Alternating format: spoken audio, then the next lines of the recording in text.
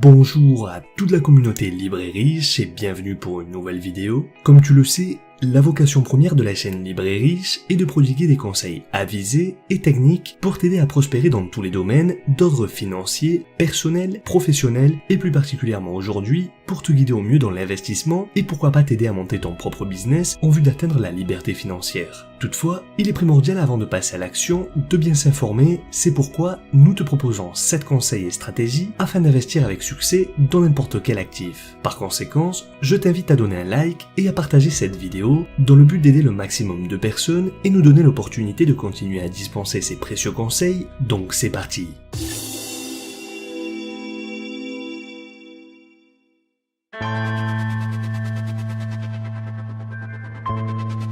Par définition, un actif financier est un titre ou un contrat généralement transmissible et négociable, comme par exemple sur un marché financier, qui est susceptible de fournir à son détenteur des revenus ou un gain en capital en contrepartie d'une certaine prise de risque. Aussi, la meilleure mise en garde est de ne jamais investir dans un instrument financier ou un négoce si tu ne connais pas avec exactitude leur fonctionnement. La prudence exige que tu veilles bien à ce que le dit instrument financier soit régulé par l'AMF, c'est-à-dire l'autorité des marchés financiers. De la même manière, si tu veux acheter des actions, vérifie avant quelle est l'activité de l'entreprise dont les actions cotent en bourse, et si tu souhaites monter un business, tu peux utiliser l'application du modèle Canvas, sujet déjà développé dans une vidéo précédente et que tu peux retrouver en cliquant sur l'icône qui apparaît ici en haut à droite de l'écran. Mais attention, avant toute chose, si tu n'arrives pas à assimiler le mode de fonctionnement de celle-ci ou son business model, alors n'y investis pas d'argent. De plus, une manière de savoir si ton projet est cohérent est d'expliquer à tes proches l'activité que tu souhaites entreprendre. Si tu n'es pas capable de le faire de manière concise, alors il vaut mieux l'abandonner.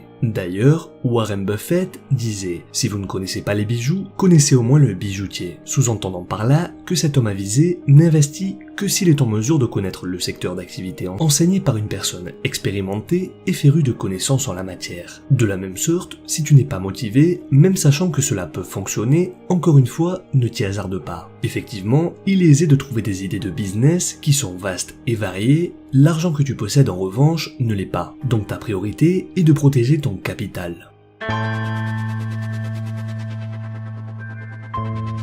Un autre point très important est de budgétiser dans sa globalité ton projet, qu'il s'agisse d'investissement boursier ou d'acquisition immobilière à visée locative ou encore de création d'entreprise, tu ne dois pas y déroger. Ta tenue de compte doit être aussi détaillée que possible en déterminant les gains potentiels liés au montant du loyer de l'appartement et la rentabilité moyenne espérée, le bénéfice brut et net, etc. Tu devras donc être le plus précis possible, mais aussi et surtout détailler toutes les dépenses correspondant au coût sous forme de commissions, de maintenance, frais de notaire ou encore des impôts. Ce registre de compte a pour but de prévoir le financement nécessaire et ainsi anticiper les frais supplémentaires qui pourraient amputer lourdement tes prévisions au risque de devoir réduire drastiquement ta rentabilité, voire pire, perdre de l'argent. Pour ce faire, nous te recommandons de visualiser une vidéo précédente dans laquelle nous t'offrons une application Excel grâce à laquelle tu vas pouvoir calculer toutes tes rentrées d'argent et tes dépenses afin d'atteindre la liberté financière plus rapidement. En amont, tu devras comptabiliser méthodiquement les frais annexes relatifs à cet achat, comme les frais de notaire, d'agence immobilière, variables selon du neuf ou de l'ancien, les coûts de l'emprunt si tu en as contracté un, en espérant que tu auras appliqué nos conseils sur l'effet de levier, comme nous l'avons expliqué dans une vidéo précédente intitulée « Comment s'enrichir en s'endettant » que tu peux retrouver en cliquant sur l'icône qui apparaît en haut à droite de l'écran, sans oublier d'inclure également les frais d'assurance indissociables du prêt immobilier, la taxe foncière à payer chaque année, ainsi que les nombreux frais liés à son entretien et mise aux normes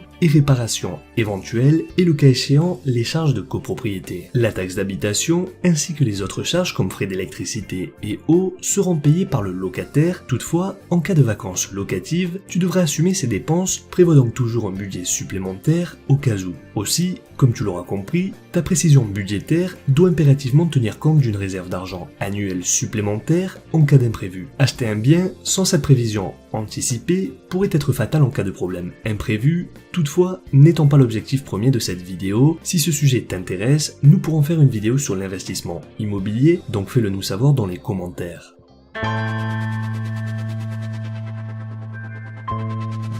Ce troisième conseil peut te sembler paradoxal, Toutefois, tu ne dois pas te focaliser sur la quantité d'argent que tu es prêt à gagner, mais plutôt sur la quantité que tu es prêt à perdre. Erreur commise par beaucoup de nouveaux entrepreneurs et investisseurs, et pourtant, cette technique judicieuse va t'aider à rester lucide qu'il s'agisse de lancer un business, d'investir en bourse ou dans l'immobilier. Tu dois être conscient que la notion de perte d'argent existe et que pour t'y préparer, tu dois pouvoir l'appréhender. Par exemple, en bourse, il existe ce que l'on appelle le stop loss. Celui-ci va se placer à une certaine distance du prix de l'ordre d'achat ou de vente afin de se déclencher automatiquement lorsque le cours le touche. C'est-à-dire qu'avant même d'investir une quantité d'argent, tu vas prévoir la somme que tu es prêt à perdre dans le cas où tu t'es trompé dans tes prévisions, te permettant ainsi de limiter les pertes. Donc que ce soit en bourse, dans le monde des affaires et même dans la vie de tous les jours, lorsque tu entreprends un projet, tu dois être conscient que tu ne peux pas gagner tout le temps, donc tu dois te protéger et limiter les pertes en utilisant ce concept du stop loss. Lorsque tu souhaites investir dans un actif comme une propriété, un business, en bourse, etc., tu vas devoir faire les bons choix en fonction des risques qu'il te faudra quantifier afin de mesurer la viabilité d'un investissement, et ce conseil s'applique également dans la vie de tous les jours. Pour illustrer nos propos, imaginons que tu as un rendez-vous très important et tu es en voiture, le problème est que tu risques d'avoir du retard et plus concrètement 5 minutes de retard. De ce fait, deux possibilités s'offrent à toi. La première, c'est d'accélérer. La seconde, c'est de ne rien faire, de respecter les limitations. Bien entendu, les deux choix comportent des conséquences tantôt positives, tantôt négatives. Si tu choisis la première option, dans le meilleur des cas tu arriveras à l'heure, dans le pire des cas tu mets ta vie en danger. Si tu choisis la seconde en revanche, dans le pire des cas tu arrives 5 minutes en retard, dans le meilleur des cas tu arrives en vie. Comme tu peux le voir, accélérer et risquer de perdre la vie n'est pas rentable, mathématiquement parlant. Le risque est bien trop élevé par rapport au gain espéré. Et bien de la même manière, il est possible d'appliquer cet exemple au monde des affaires. Si ton entreprise est en difficulté ou tes actions sont en chute libre, tu peux soit réinvestir la totalité de ton patrimoine personnel, soit y mettre un terme pour en finir avec les pertes et passer à autre chose. Bien évidemment, le risque est énorme puisque si cela tourne mal, tu te retrouveras à la rue sans rien et tu auras tout perdu. Voici donc une bonne manière de reconnaître un bon investisseur intelligent et un mauvais investisseur. Lorsque tu es amené à faire des choix, ils doivent toujours être calculés en fonction du rapport risque encouru, gain potentiel. Dans l'exemple précédent, gagner 5 minutes et risquer sa vie n'est en aucun cas une bonne option.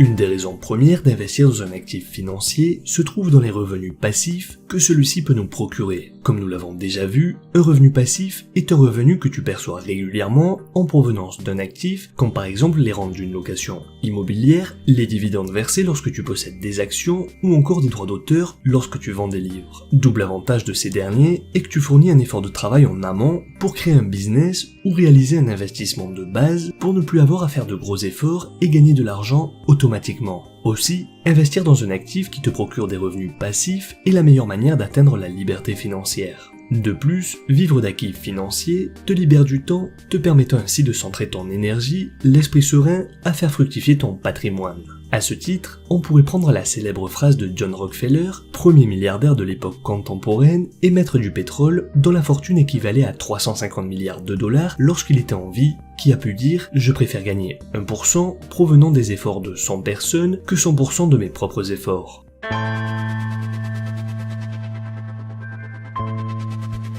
Ce cinquième conseil trouve toute son importance dans la polyvalence des actifs pour limiter les risques. Cette technique financière consiste à combiner plusieurs actifs d'un portefeuille en les diversifiant dans le but d'assurer ses arrières. Toutefois, attention au choix de ceux-ci. En effet, il ne s'agit pas d'en combiner plusieurs, mais bien de les différencier par secteur professionnel présentant un faible degré de similitude, c'est-à-dire dont les rendements ne progressent pas à l'unisson. Je m'explique. Si par exemple, tu possèdes dans ton portefeuille des actions de BNP Paribas, et que tu souhaites le diversifier, acheter des actions du Crédit Agricole n'est pas une bonne option. Il serait plus judicieux d'acheter des actions de Total, d'Airbus et de Carrefour, puisque le degré de corrélation sera tout simplement plus faible. Il faut donc diversifier non pas en fonction de la zone géographique, mais en fonction des secteurs. Une banque espagnole fait partie du même secteur qu'une banque française. Tu devras donc par exemple acheter des actions du secteur bancaire comme BNP Paribas, une chaîne de supermarchés telle que Carrefour, une société pétrolière comme Total, puis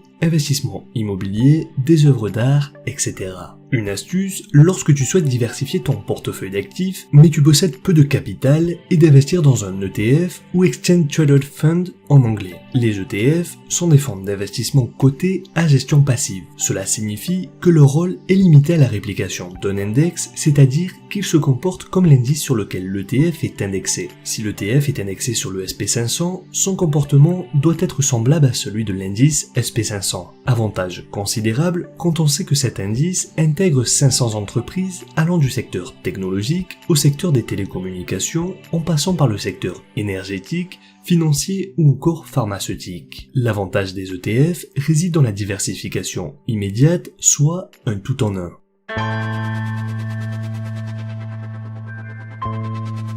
Cela peut sembler évident, mais il est nécessaire d'investir dans des actifs avec perspective d'évolution, c'est-à-dire des actifs susceptibles de croître indéfiniment dans le temps. Nous devons donc rester à l'écart de tout type d'actifs à la mode ou d'actifs surévalués et dont le prix risque de chuter. Par exemple, cela n'a aucun sens d'acheter une propriété sachant que nous sommes dans une bulle simplement parce que nous n'avons aucun autre actif dans lequel investir. De plus, en agissant de la sorte, tu ne respectes pas l'un des points fondamentaux que nous venons d'étudier, qui est de planifier les bénéfices et les pertes potentielles. Donc il faut faire attention aux actifs surévalués, typiques des bulles financières, ainsi que les produits dont les bénéfices ne peuvent pas croître dans le futur. Pour t'aider à ne pas tomber dans ce piège, il est souhaitable d'utiliser une formule toute simple qui est le PER et dont nous reparlerons plus en détail dans une prochaine vidéo. Il te suffit de diviser le prix de l'actif par le revenu annuel. Dans le cas d'une propriété immobilière, tu diviseras le prix de l'appartement par les loyers mensuels annualisés, c'est-à-dire l'ensemble des rendements mensuels multipliés par 12. Si le résultat est supérieur à 25, alors il est fort probable qu'il s'agisse d'une bulle spéculative et ce produit sera à éviter.